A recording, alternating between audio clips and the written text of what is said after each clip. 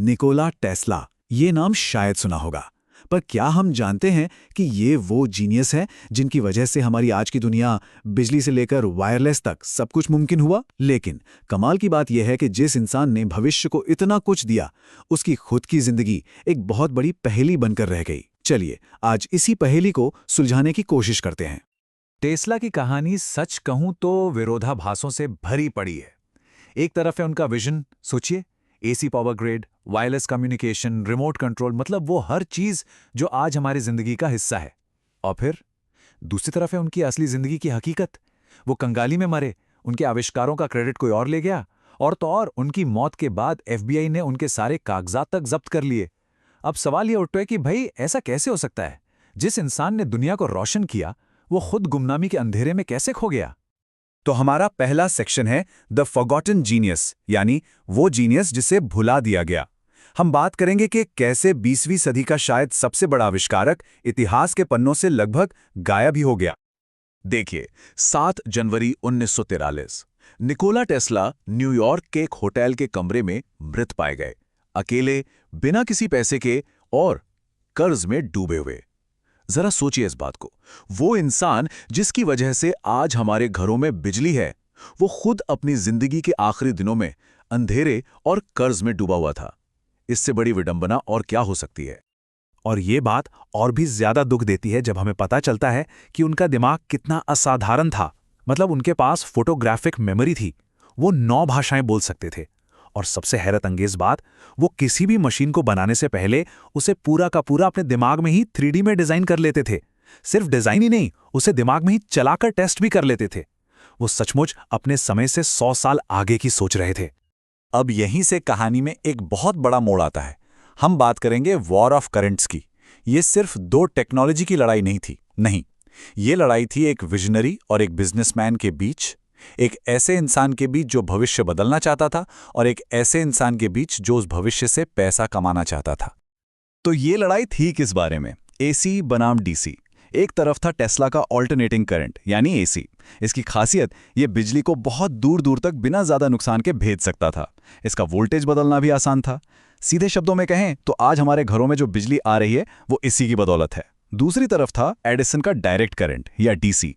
इसकी दिक्कत ये थी कि ये ज्यादा दूर तक नहीं जा सकता था, मतलब हर कुछ किलोमीटर पर एक पावर स्टेशन बनाना पड़ता, बहुत महंगा और इनएफिशिएंट। हाँ, डीसी आज भी यूज होता है हमारी बैटरीज में, फोन में, लेकिन पूरी दुनिया को एक ग्रिड से जोड़ने का काम तो टेस्ला के एसी ने ही किया। और यकीन मानिए, ये लड़ाई बहुत ही गंदी हो गई थी। टेस्ला के एसी को बदनाम करने के लिए एडिसन की कंपनी ने क्या किया पता है?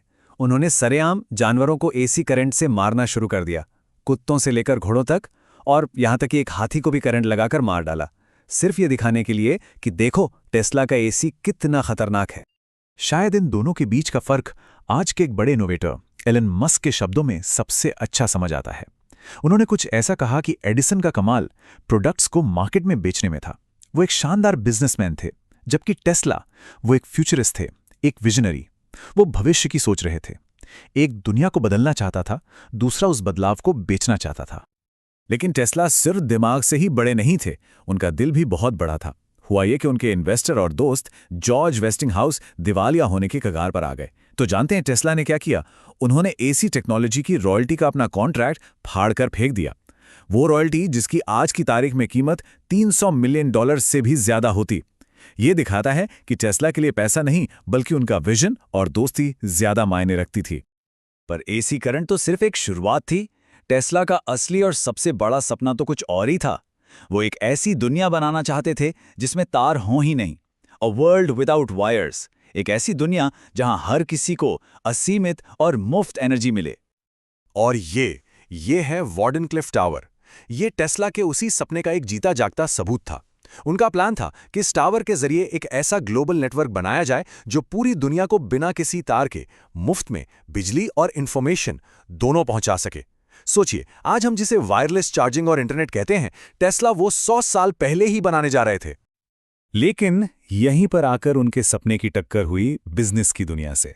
जब उनके फाइनेंसर जेपी मॉर्गन को पता चला कि टेस्ला का असली प्लान तो एनर्जी को मुफ्त में बांटने का है, तो उनका एक ही सवाल था, अगर हम इस पर बिजली का मीटर ही नहीं लगा सकते, तो भाई इससे पैसे कैसे कमाएंगे? और बस इसी एक सवाल ने सब कुछ खत्म कर दिया। जेपी मॉर्गन ने फंडिंग रोक दी और टेस्ला का पूरी दुनिया को मुफ्त एनर्जी देने का सपना इस टावर के साथ ही मलबे में तब्दील हो गया। ये जो तस्वीरें हैं, ये सिर्फ एक टावर के टूटने की नहीं है, ये उस भविष्य के टूटने की तस्वीरें हैं जो हमारा हो सकता था पर हुआ नहीं। अब हम आते हैं इस कहानी के सबसे रहस्यमयी हिस्से पर। सवाल यह है, क्या टेस्ला के काम को दबाड़ा गया या उन्हें सिर्फ नज़रअंदाज कर दिया गया? ये वो पहेली है जो उनकी मौत के बाद शुरू होती है। होता यह है कि 1943 में टेस्ला की मौत होती है और फौरन FBI उनके होटल के कमरे से उनके सारे रिसर्च पेपर्स उठा ले जाती है। करीब 3 हफ्ते बाद MIT के एक बड़े प्रोफेसर जॉन जे ट्रम्प, हाँ डोनाल्ड ट्रम्प के अंकल, वो ऐलान करते हैं कि इन पेपर्स में कुछ भी खास नहीं है, सब बेकार की बातें हैं। लेकिन फिर सालों बाद 2016 में FBI कुछ फाइलें पब्लिक करती है। तो सवाल यह है कि अगर वो फाइलें इतनी ही बेकार थीं तो उन्हें 70 साल तक ताले में बंद क्यों रखा गया? और आज भी बहुत सारी फाइलें कहाँ हैं, किसी को नहीं पता। तो आखिर था क्या उन गायब हुई फाइलों में? कई थ्योरीज हैं। कहा जाता है कि उनमें कुछ ऐसे आविष्कारों के ब्लूप्रिंट थे जो बहुत बहुत खतरनाक थे, जैसे कि एक पार्टिकल बीम हथियार जिसे डेथ रे का नाम दिया गया, एक अर्थक्वेक मशीन जो एक छोटे से डिवाइस से किसी भी बड़ी बिल्डिंग या पुल को गिरा सकती थी, और तो और आर्टिफिशियल सुनामी पैदा करने के तरीके। क्या ये सच हो सकता है? क्या सरकार ने इन खतरनाक आइडियाज को दुनिया से छिपा लिया? और अब आते हैं आखिरी सेक्शन पर, एन अनफिनिश्ड लेगेसी, एक ऐसी विरासत जो अधूरी रह गई। ये कहानी है उस इंसान के आइडियाज की जो सच में अपनी सदी से 100 साल आगे जी रहा था। टेस्ला सिर्फ एक इन्वेंटर नहीं थे, वो एक भविष्यवक्ता थे। इस बात पर जरा गौर कीजिए। साल था 1926। तब उन्होंने कहा था कि एक दिन ऐसा आएगा जब हमारी जेब में एक छोटा सा डिवाइस होगा जिससे हम फोटो, गाने और वीडियो पूरी दुनिया में किसी को भी भेज सकेंगे। वो स्मार्टफोन की बात कर रहे थे। 1926 में उन्होंने एक ग्लोबल वायरलेस सिस्टम की भी बात की थी जिसे आज हम वाईफाई कहते हैं, और ये भी कहा था कि टेक्नोलॉजी की वजह से एक दिन महिलाएं पुरुषों से ज्यादा ताकतवर हो जाएंगी। उनकी जीनियस का लोहा कौन मानता था, इसका अंदाजा आप बस इस एक बात से लगा लीजिए। एक बार किसी ने एल्बर्ट आइंस्टाइन से पूछा कि दुनिया का सबसे स्मार्ट इंसान होकर कैसा महसूस होता है, तो जानते हैं आइंस्टाइन ने क्या जवाब दिया? उन्होंने कहा, ये तो मुझे नहीं पता, इसके लिए आपको निकोला टेस्ला से पूछना पड़ेगा। ये तारीफ उस इंसान से आ रही थी जिसे हम जीनियस का दूसरा नाम मानते हैं। तो आखिर में बस एक सवाल छोड़कर जाता हूं। जरा सोचिए, अगर उस दिन टेस्ला का वो मुफ्त एनर्जी वाला सपना रोका नहीं गया होता तो आज हमारी दुनिया कैसी होती? क्या आज भी बिजली के बिल होते? क्या पर्यावरण की इतनी समस्याएं होती? ये एक ऐसा सवाल है जिसका जवाब शायद कभी नहीं मिलेगा, लेकिन ये सवाल ही निकोला टेस्ला की उस अधूरी विरासत की सबसे बड़ी याद है।